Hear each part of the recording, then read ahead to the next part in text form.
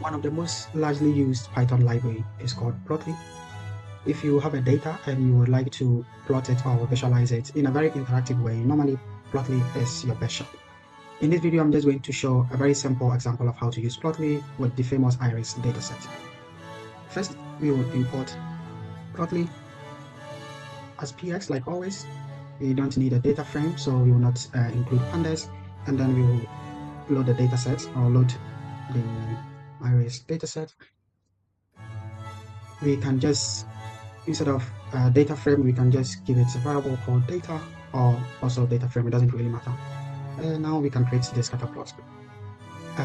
We will just use the scatter plot model on Plotly Expert and then plot. Maybe it's a good idea to split this. Yes, so what we are doing here is basically using the scatter model to plot the iris data with x on with separ width on x-axis and separ length on y-axis. I think it would be nice to just do it like this. Yeah. So let's plot. We can just show the plot with the fig.show. We can just enhance this a little bit by including the size, because as it stands now, we can't really see the distribution in terms of the sizes, but with only the length and width. So we can add size and then use the beta length as its